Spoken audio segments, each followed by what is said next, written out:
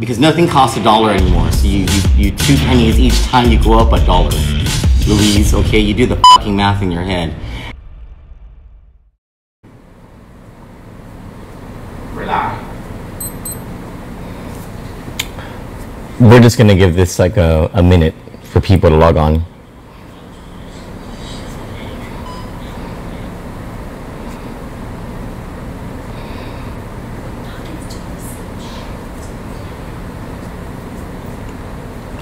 We got the big fat lesbian Paul Solace graphic up. Put it up.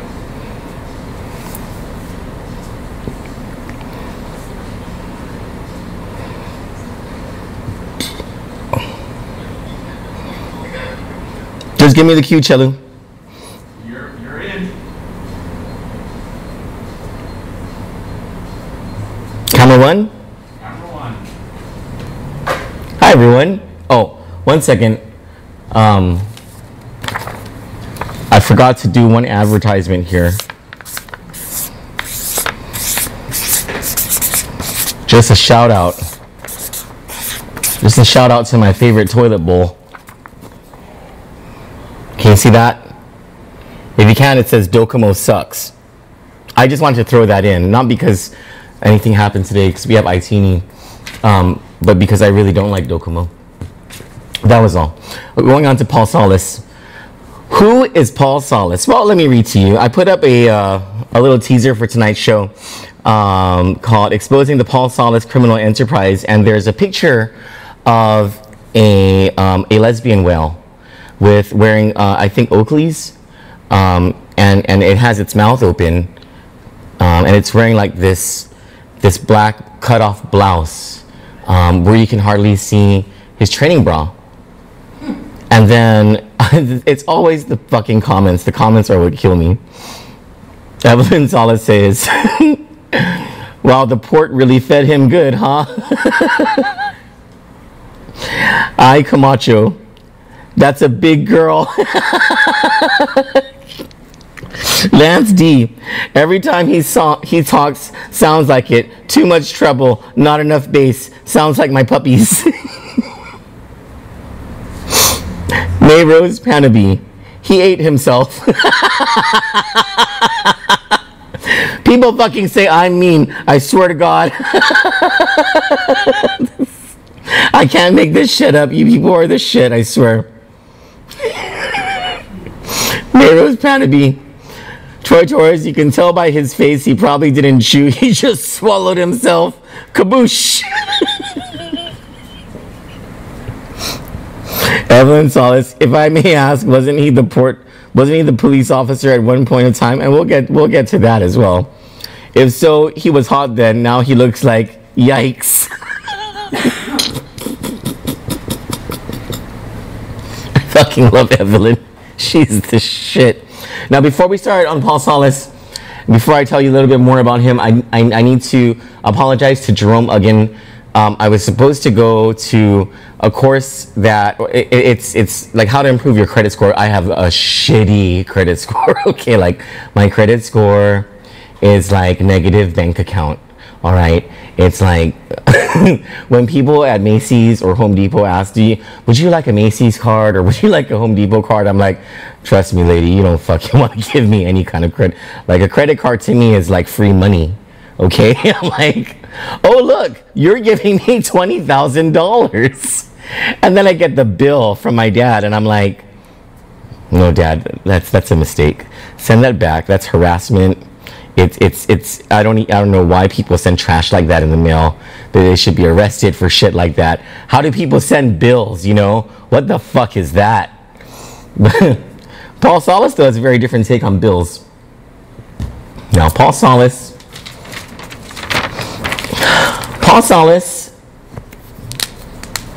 is the Frick and Frickin' Frack, the Abbott and Abbott and Costello. He is the subject of several recordings, audio recordings that we at Kandit have released over the past several days, proving that the conspiracy against the Port 7 was a criminal conspiracy concocted by attorney Mike Phillips. GTA Teleguam's executive vice president for, I believe it's governmental affairs, Dan Tidinko. Then Port General Manager Joanne Brown, the Orca. Governor Eddie Calvo. Then Chief of Staff Frank Arreola. Mike Benito, who is the general manager of Payless, Don't Shop at Payless. And Christine Boleto, who was a Port board member of the board of directors. She is the CFO of Midpack, one of the biggest Calvo companies. And Ed Ilau, the contracts criminal. He was a board member of the Port Authority of Guam. Paul Solace and Frank Roberto were instruments in this conspiracy against the Port 7, and it involves a lot of lying, a lot of covering up, a lot of fraudulent documents, a lot of fraudulent filings, a lot of made-up affidavits in order to support and cover up their original crimes, lying to the federal government, filing false charges or false complaints in the federal government to the United States Attorney's Office. I mean, these people are in just a world of shit. They are just so deep in shit that each of them must be facing like at least 20 years in jail for their part in this criminal conspiracy. And they all started shitting bricks when these audio recordings came out. And because, you know, we at Kandit are who we are, we're not going to stop. You know, we're see, each of us here has been wronged in some way, and much like many of you have been victims of the system. But see, we don't like being victims. Right? That's not a thing for us. I'm normally a vain person, but sometimes I have some pride, and I'm just not about being a victim. No.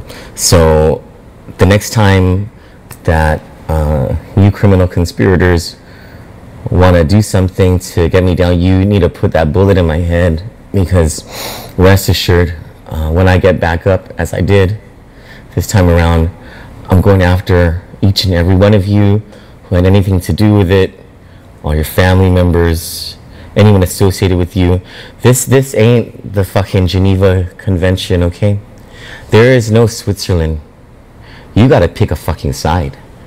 And if you're not on my side, god damn it, you're my fucking enemy. And you can see what I've done to my enemies. And tonight, I'm gonna roll over that fat piece of lazy shit, Paul Solace.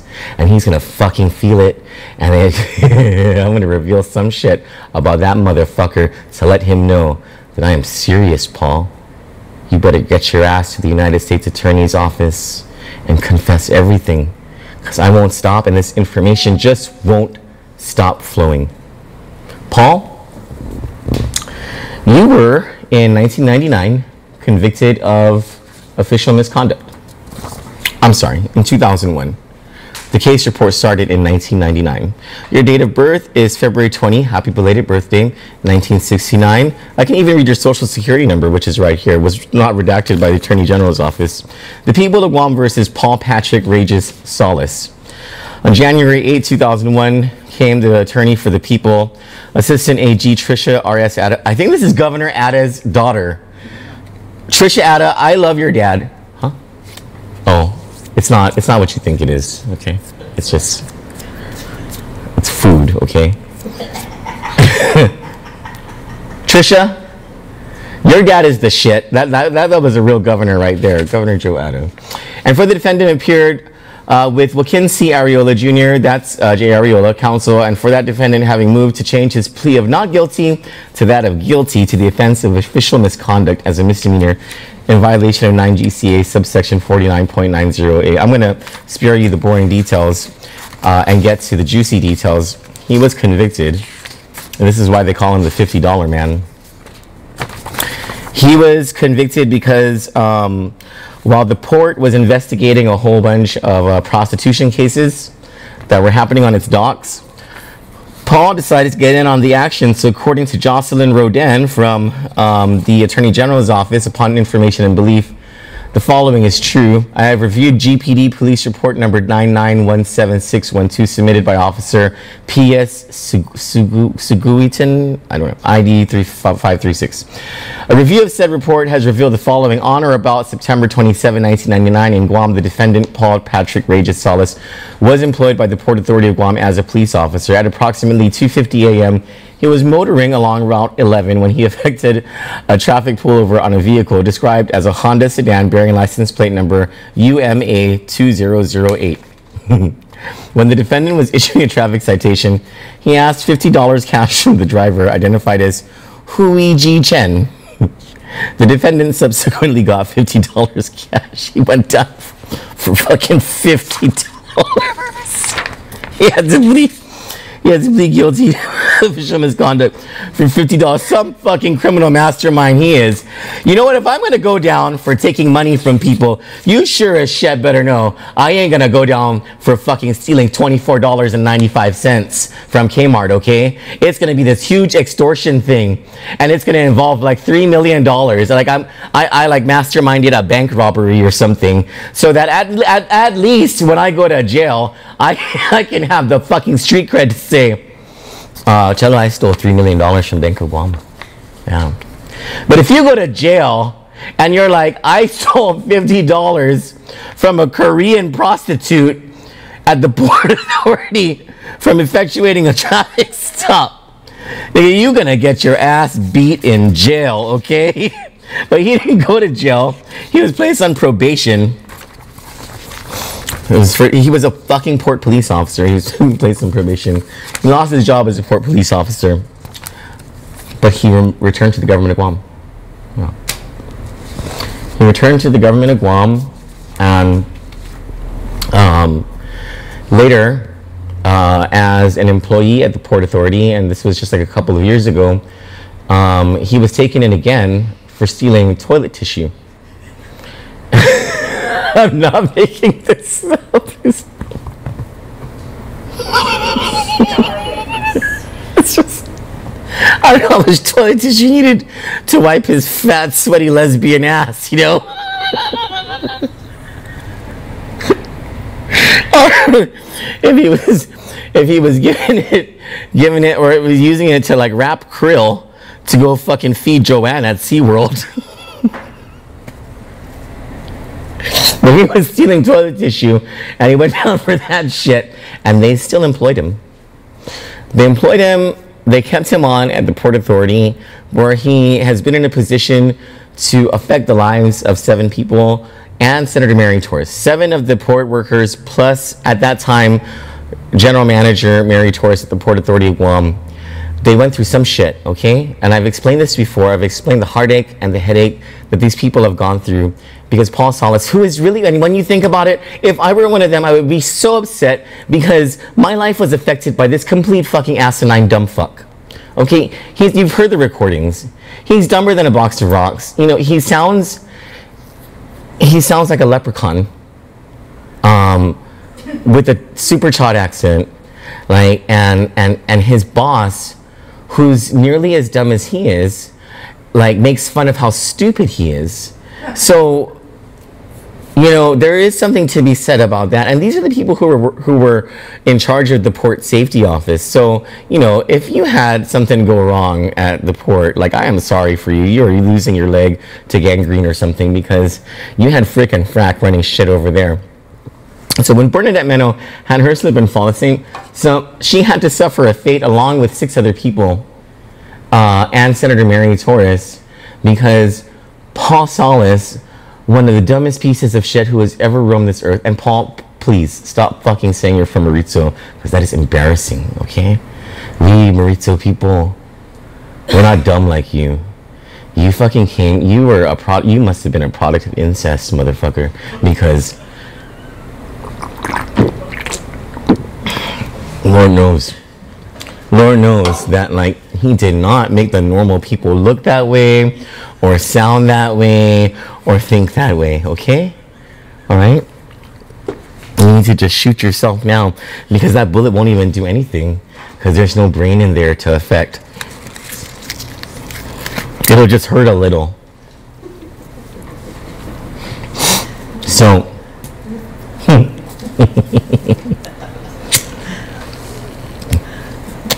Paul is a subject. Do we still have his lesbian picture on? Chelu? Going up now.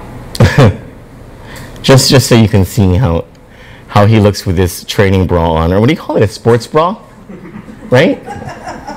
It's a sports bra. Like it's like Will Castro, you know? Like he's ashamed of his tits, so like he uses the duct tape, and like we have a roll of duct tape here. And when you're ashamed of your tits, and you're a leprechaun lesbian, you just tape that shit around, you know? You just tape that shit around until your nipples aren't sagging. So, on top of that criminal activity, I have more, because I've already talked about that. I just needed to set up just the sort of person Paul Solace is. Very recently, one of the Port 7 members, the person against whom Governor Eddie Calvo, Mike Benito, and Dan Tidinko conspired with Mike Phillips and Joanne Brown in a political conspiracy. So what they did was they used the Bernadette thing in order to trap Vivian Leon and 5 others into this whole made-up conspiracy because they wanted to get rid of Vivian because of Vivian's influence over voters in Santa Rita and Agate. And this was all in the run-up to the 2014 election. So they needed to get rid of Vivian, so they did. So very recently, there were these recordings, and these recordings prove a lot of things. So Vivian, because of these recordings, wrote a criminal complaint to Port Police, and Kandit has it on good authority that Port Police, well actually no, we don't just have it on good authority, we confirmed with the police department that they've received results of an investigation from Port Police, and there is an active GPD investigation against Paul Solace right now. He should be arrested any day now. And that was for the role that he played in defrauding the government of Guam and making up false documents, signing a false affidavit in support of Mike Phillips' criminal conspiracy against Vivian Leon and her co-workers. Now, I do want to take a pause here on this story just to seg a little into the fact that the media hasn't covered this.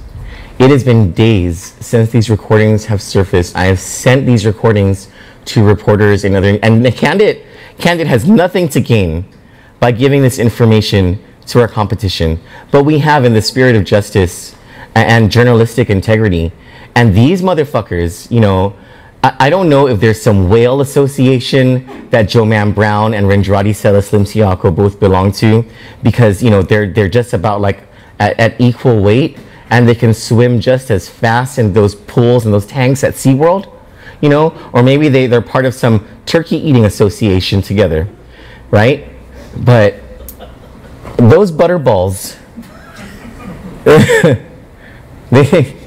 they just refuse to cover the facts of this case. And then there's Kevin Kerrigan, you know, who fucking he sweats. Like I sweat because I work out, you know, like, hey, give me some credit here. I'm also kind of a fat boy. But Kevin, not only does he fucking stink, but he's a shitty ass fucking reporter. And he has done stories that have been libelous against the Port 7 and against Senator Mary Torres. And he's refused to go back and correct those stories after knowing what the truth is when these recordings came out. And the Post, for some reason, is protecting Mike Phillips and Joanne Brown's interests. I don't know why. I don't know what they get out of it. I'm very curious as to what the Post gains out of reporting this erroneous story about the Port 7 and Joanne Brown. I'm sorry, and I'm so sorry. I didn't mean to like mix these two, because I mean, one is really fat and one is really pretty. Senator Mary Torres, and they've just been hell-bent on it to keep these stories by Kevin Kerrigan. And then of course we don't hear diddly squat from KUAM, because, you know, this entire thing started because of the whole YTK thing that Vivian and Bernadette were uncovering immediately before they were fired. And which is the crux of this entire thing, was they were uncovering corruption over at the port, and so they got rid of him, right? That's what happened. And then PNC, I have to give PNC some credit because there were some blurps here and there on Patty's show, on Phil's show, and Andrea's spoken about this in length, and hopefully Andrea speaks about this, and hopefully Patty and Phil speak about this a lot more, and try to get people to come on the air and to talk about this in a very honest way, and to ask the hard questions, because this is a huge thing.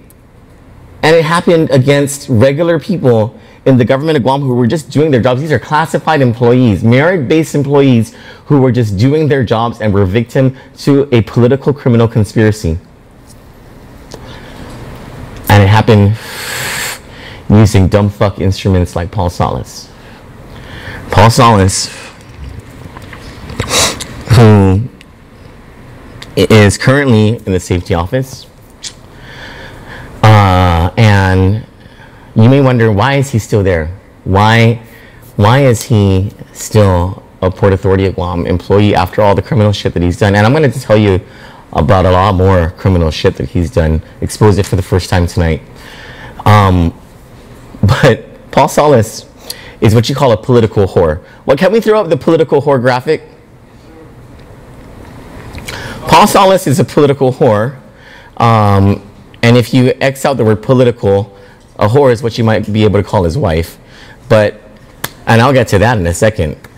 A political whore is someone who, and let's face it, there's at least 1, 2, 3 people in every agency of GovGuam who jumps ship every administration, okay? What happens is there are the ride or dies in politics. There are the people who really staunchly believe in a cause, like Ray Tapasnia. Ray Tapasnia, who is the director of GURA, from day one was a Lou and Josh supporter, because he believed in Lou Leon Guerrero and Josh Tenorio so much, right? Like it was his thing. And there are many others in the Leon Guerrero Tenorio administration who were there from day one. Many others who, after a primary election, you know, out of loyalty to the party or because they just couldn't stand Ray Tenorio, like me, went and supported Lou Leon Guerrero and Josh Tenorio because, you know, they believed in something bigger than themselves. It's just very hard for Paul Solace to believe in something bigger than himself. I didn't say taller, but something bigger than himself, because he's a really big person. And it's like really difficult, almost like it's just impossible for Joanne Brown to believe in something bigger than herself, because nothing exists that's that big. Okay? So people like Paul Solace, and there are some in every agency there's 1, 2, or 3 of these people. Paul Solace is one of them. He was and I don't even think Governor Leon Guerrero knows this, you know? But Paul and his wife Darlene were supporters of the Tenorio Ada campaign. And when it became clear that Ray just wasn't going to win the election because, you know, he just fucked up, you know, he had me arrested, and then like I got back on my feet and I was like, oh, I'm going to send these motherfuckers to political hell. And then Ray did that stupid gun thing. But even before Ray did the gun thing, Paul Solace jumped ship. And do we have the pictures of Paul as speaking, because he was the village leader for Calvo Tenorio? Do we have that up? And then Paul as I'm in supporter. This is the juxtaposition that he's made in politics, because he's a political fucking whore. All he ever wants to do is be in with the administration so that he can maintain his little fiefdom at the Port Authority. And there are some people who are like this in every single agency, and GovGuam employees will know exactly what I'm talking about. They're probably laughing their asses off and, like, you know, messaging their coworkers and talking shit about the political whores that exist within their agencies, because we all know who they are. And they should just fucking go away, because they just do nothing but bring misery and a toxic environment to the GovBomb workforce. And so,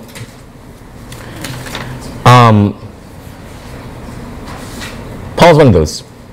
And Governor Leon Guerrero, you need to watch your back with this guy, because he is trying to schmooze you into believing that he's some loyal whatever, but he's not loyal to anything but himself. He's been trying to get Vince Ekfaji, who is supposed to be the safety administrator, he's been trying to get that guy fired. And I'm gonna talk about this because my family's from Maritzo. And unfortunately, Paul Solace talks about being from Maritzo, and that's so fucking embarrassing, okay? Like, don't fucking say you're from Maritzo, buddy. First of all, you're ugly, okay? Secondly, you know, you look like a tapered lesbian. Third, you're fucking dumb, okay? You are dumb as a box of fucking rocks. Like, people in Maritzo are not that dumb. And so, Vince Ekfaji, who's like a smart guy and works at the port, is trying to be the safety administrator, and Paul is trying to bring him down through politics, not through merit or anything like that, because, I mean, if you believe that a photogenic memory is the same thing as a photographic memory, buddy, you didn't pay attention after the 4th grade. And like, what? And your wife, she was working at a school. You should have at least picked something up. Aside from trying to pick up her GPS location when you were looking for her ass, because she was fucking around when she was working at Maritzo Mars Elementary School, and she'd just take off from work, buddy. And you know, you're ego as fuck. And you know what? If I was your wife, I'd be fucking around too. I'd be like, no, that woman over there is not my husband. I'm not in a lesbian relationship. That baritone over there in the military, that's who I'm with.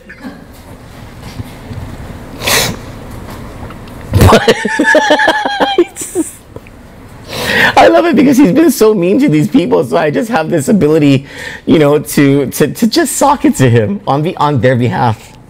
And let me just be completely honest, I enjoy this thoroughly, you know. If I can take a shit on this motherfucker and treat him like the goddamn toilet bowl that he is, I'm gonna do it. And so, I have it on good authority, Paul, because I know you're gonna watch this. I have it on good authority. Sources from Maritzo, my hometown, Familia Indoma, confirm that yes, Paul, your wife is having an affair at her current workplace.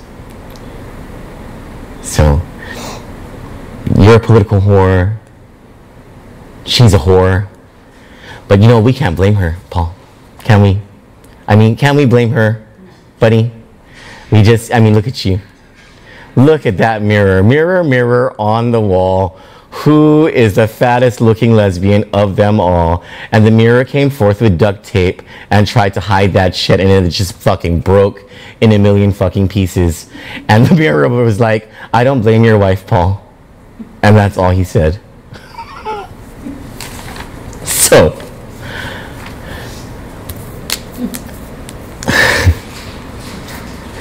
now that we've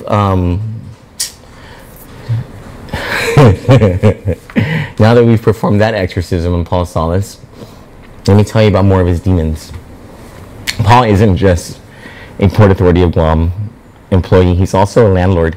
He has, well, he's not exactly the landlord. He operates apartments, and thank you to Kandit's viewers who were the ones who pointed this out. They are the former Himlani's apartments across from Sinahanya Pelas, which closes 2 hours earlier, by the way, PS everyone, along with Sumay Pelas. And other apartments throughout Guam. He doesn't actually own these, his sister does, which let's just put aside that violation of federal housing guidelines for a second, because there are more egregious violations here. So Paul, he is a slumdog would-be millionaire if he didn't have a gambling problem and didn't 3 times a week blow thousands of dollars every night because he's just a shitty gambler, and blow all of his money on vacations that have come off the public dime to all of these different places throughout the world, buying Louis Vuitton for his whore wife, and going to Burlingame's and Red Lobster and, stuffing his fat fucking face. Paul is the landlord for people on Gura. People on, I believe it's called Section 8. And if some of you don't know how that works, what happens is you get a voucher when you're on Section 8, and you take this voucher to an apartment owner or a house owner or whatever who's renting. And they normally rent for a certain level based on whatever the guidelines are, whatever the fees are and whatever, right? So they have these vouchers, and it's a cost sharing system. So there are vouchers that Gura pays for, and then whatever the additional amount is, you pay that out of your pocket to the landlord. And so there are a bunch of people who over the years have been tenants of Paul Solace and Paul Solace's sister. Paul Solace operates this on his sister's behalf. His sister is the actual owner of these properties. Over the years, Paul has been harassing a Gura inspector by the name of Sebastian Kenga,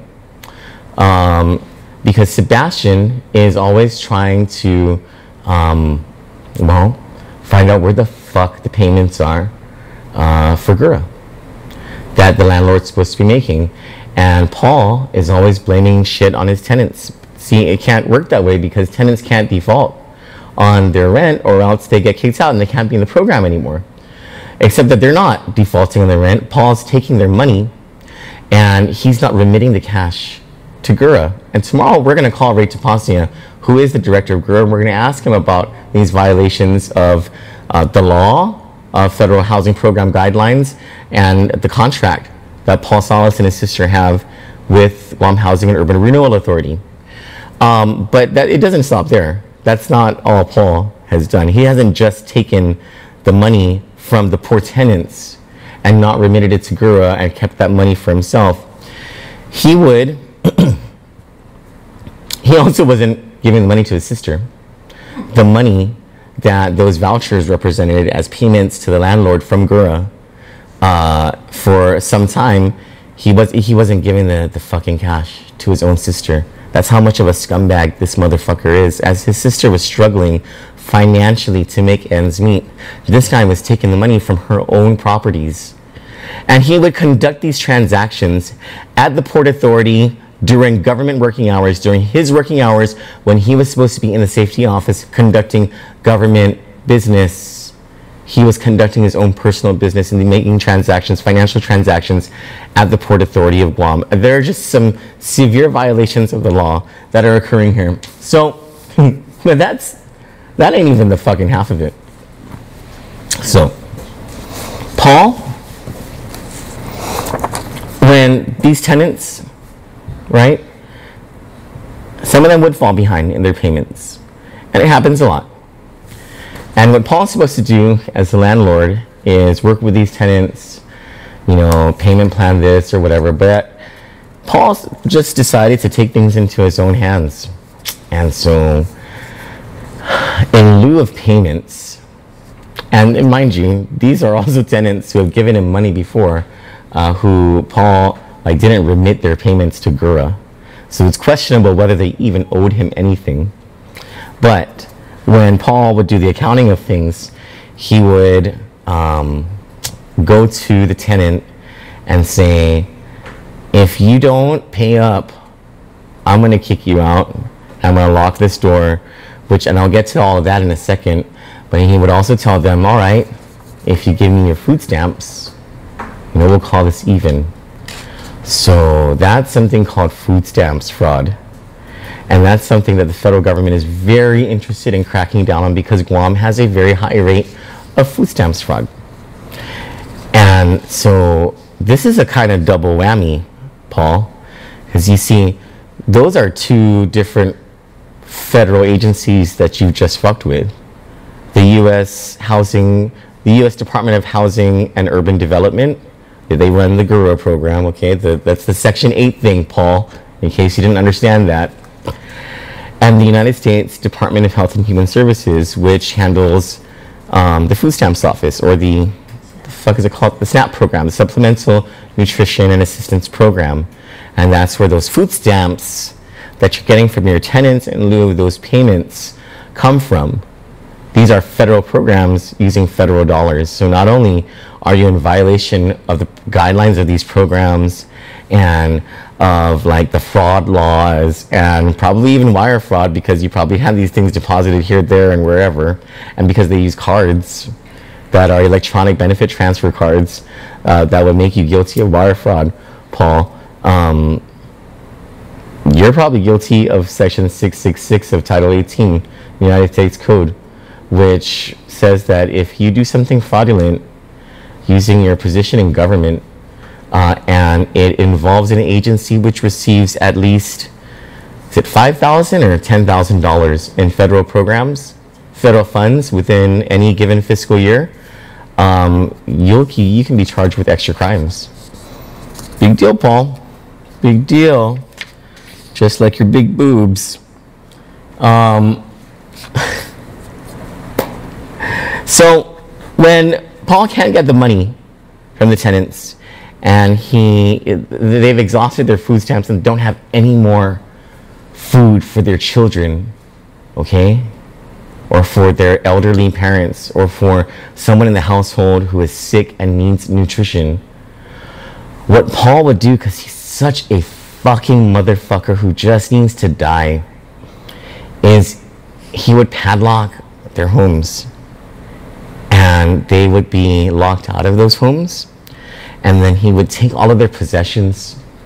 He would transfer those people's possessions to a container that he has, and then he would sell that shit to Port Authority of Guam employees, and they didn't know any better. They didn't know that this was stolen shit. And Paul, you don't own any of that shit. First of all, because those aren't even your places. Those are your sister's places, okay?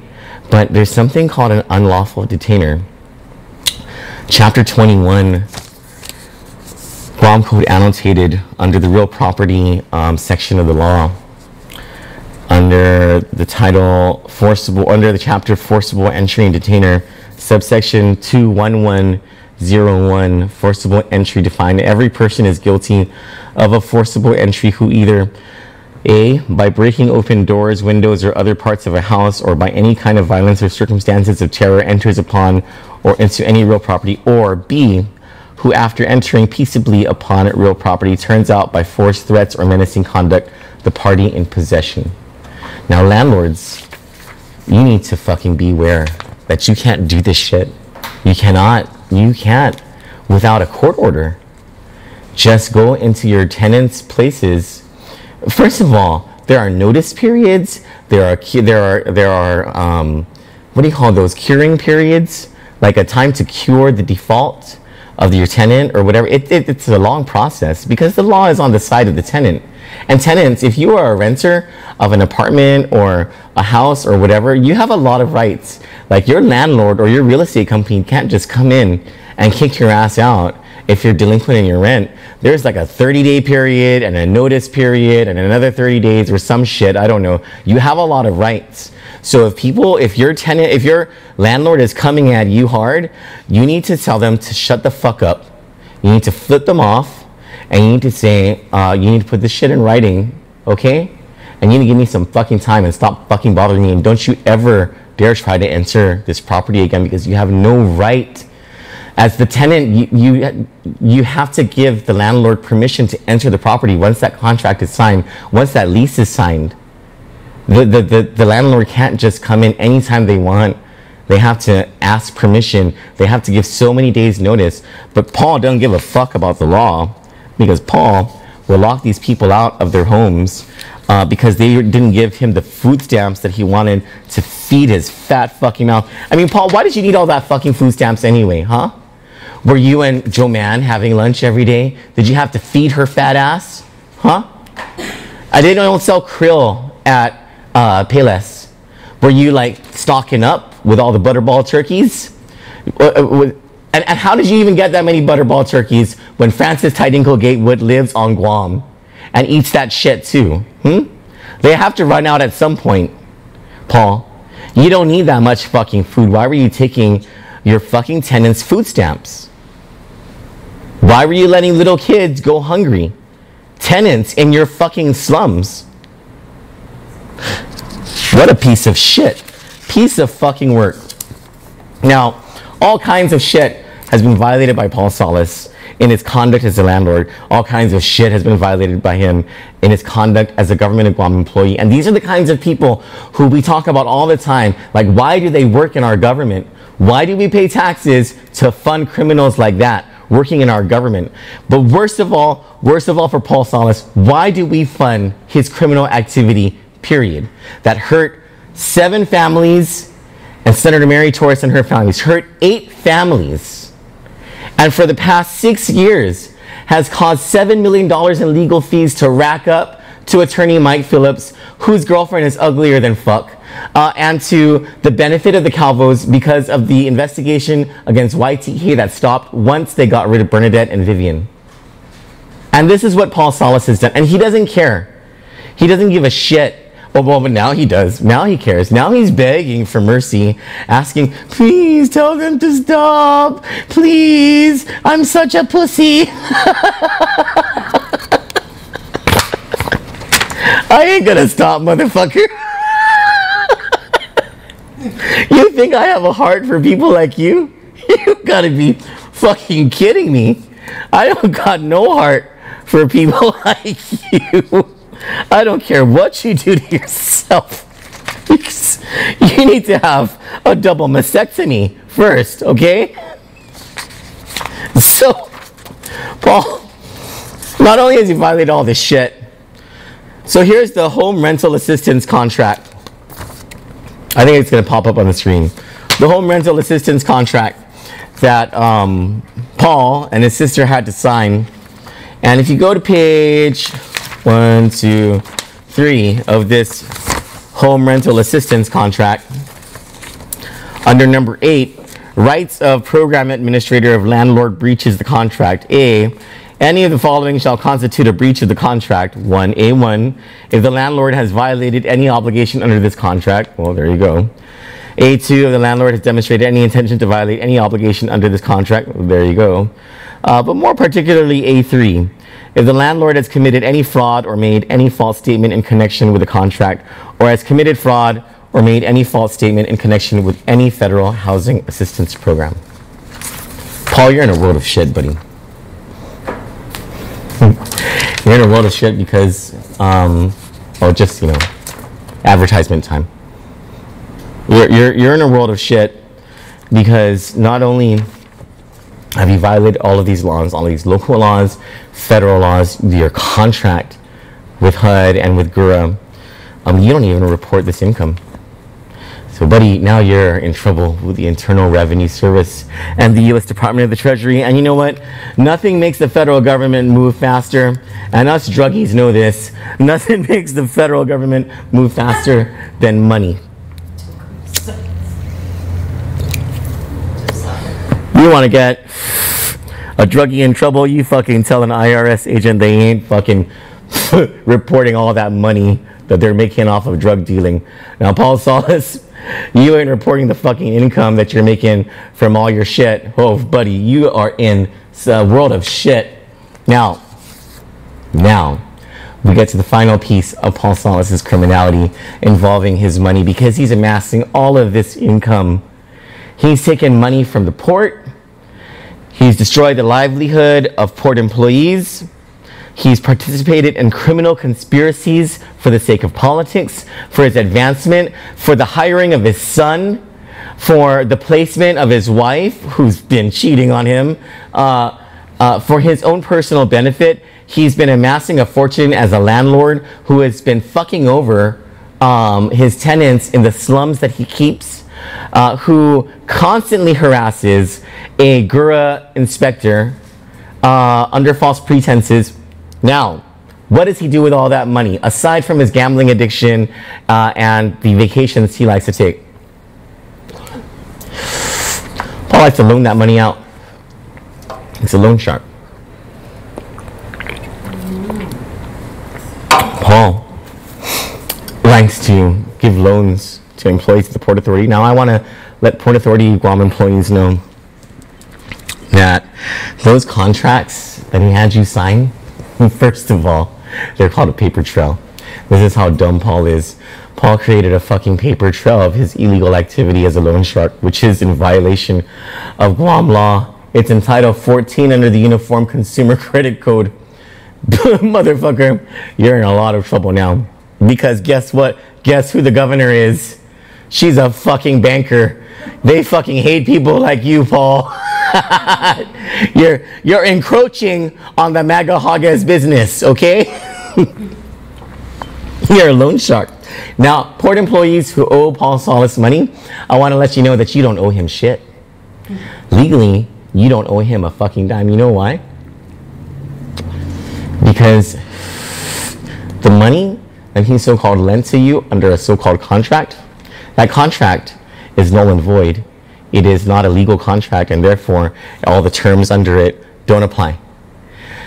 You are not allowed to charge under the usury law of Guam. I think it's like 7%, 8%, more than 8% interest on loans that are given to you. And first of all, Paul Solace ain't even allowed to give you a loan because he ain't a fucking bank or a credit union. He is a fat, ugly lesbian. Paul, for instance, if he loaned a Port Authority employee $1,000, he would expect to be paid back $1,500. Oh, completely illegal. You can't charge that much. It's loan sharking. And under the loan shark law, Article 1, Title 14, Guam Code Annotated, Chapter 5, Remedies and Penalties, page 5. Willful violations. This is Article 3, I'm sorry. Subsection 5301, willful violations, Part 2. A person other than a supervised financial organization who willfully engages in the business of making regulated loans without a license in violation of the provisions of this title applying to authority to make regulated loans, subsection 3502, is guilty of a misdemeanor and upon conviction shall be subject to punishment by a fine not to exceed $5,000 or by imprisonment not exceeding 1 year or by both fine and imprisonment. Oh, and then doping with sex. Paul, I don't know how you're gonna come back from this. It's very interesting. Paul recently came back, today, came back to work from a couple weeks off or a week off or something. He said it's, for other reasons. But it just so happened to coincide with the release of these recordings. Probably very embarrassed. He's probably following his wife around, seeing if she's fucking around where she works. And the reason that Paul gave was because he is filing for, how ironic, workman's compensation commission payment. And why? Why does Paul Solace need workman's comp? It's kind of funny. It's because he said he injured his back. Injured his back? Huh. That's something that Bernadette Meno said back in 2011. Something that Paul Solace signed false affidavits about, saying that it didn't happen. Yet Paul Solace saying he injured his back carrying an UPS system. Because that faggot couldn't fucking carry an UPS system. He said he injured his back. But we all know that Paul injured his back a long time ago and has been receiving spinal shot injections for that therapy. Yet now he's claiming, all these months later, that it was from a fall that happened at the Port Authority. Have fun with that, Paul. Because I am. I'm not done with you at all. I'm not done with you. Frank Roberto, I don't care how fucking old he is. It don't matter to me. I don't have any respect whatsoever for criminals like you. Mike Phillips, who's shitting in his pants right now. He's shitting in his pants, he's using his hair to wipe his fucking ass because you couldn't fucking give him toilet tissue that you stole from the port, because that's how stingy you are, because you and Joe Mann were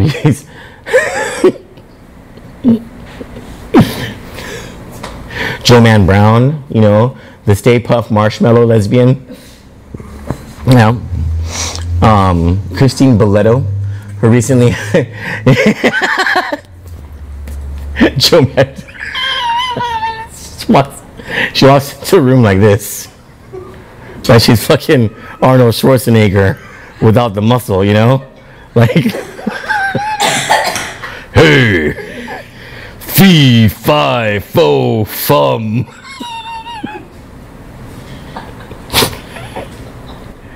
Don't let me lose my balance, motherfuckers.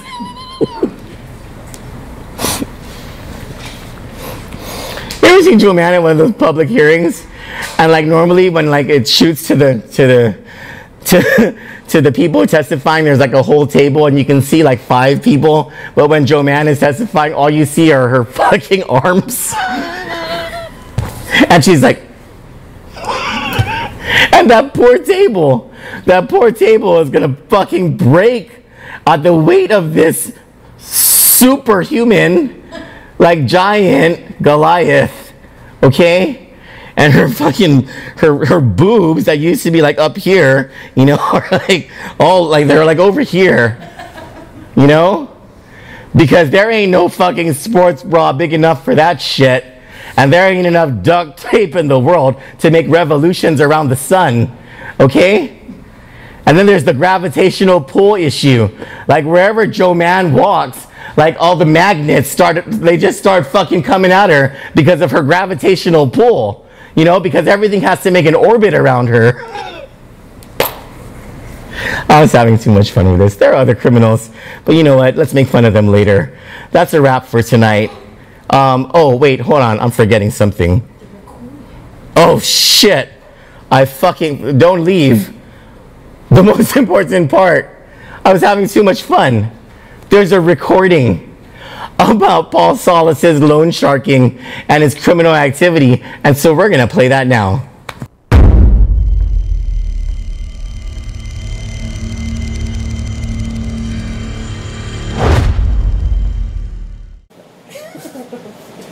He's also a loan shark giving employees money. Wait, Abalosa, brother and sister. Obviously, you have to watch out with the big money. Si Alma, si Carl. Those are the people that you loan money. Haji, William Maldi. You have to list all of those people that you have that will. See Doris, the one that left. Nobody has nothing, boss. Nobody has no paper. Nobody has nothing. That's all kept with me. Yeah, I know that, but it's saying that I got the money from Paul. Like I said, I sold you 1 bag of marijuana. Prove it. Well, that's the whole thing. But for you, you can answer that way. But for somebody reading that, oh yeah. I just gave you $10,000, bro.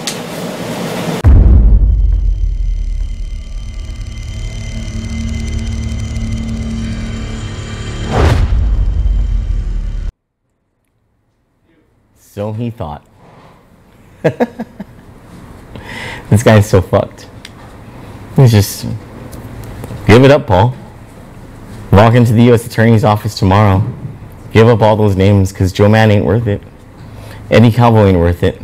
They're not going to protect you. Rose Ramsey, everyone knows that Paul Solace is Rose Ramsey's boy. Paul, what do you think Rose Ramsey is going to do once the U.S. attorney comes knocking on her door? You think if she wore a wire against her beloved Governor Ricky Berdallo, that she wouldn't fucking rat on you? You think you're worth anything to her? Of course you're not. She'll rat you out in a heartbeat. So Paul, do the people of Guam a favor. You have an opportunity to resolve this. Not for your betterment, but in reconciliation for what you did to all those people. And you'd probably be a better person for it. And you know what, Paul? I'm going to pray for you. I'm going to pray for you that you make the right decision. And you better, you consider that prayer in every sense of the word that it means in the political world. Because until I find out that you haven't made good with God and justice, I'm going to keep coming after you, buddy. And you're not going to like it. Because it is what I do best. Good night, everyone. Tomorrow, we're going after John Bell.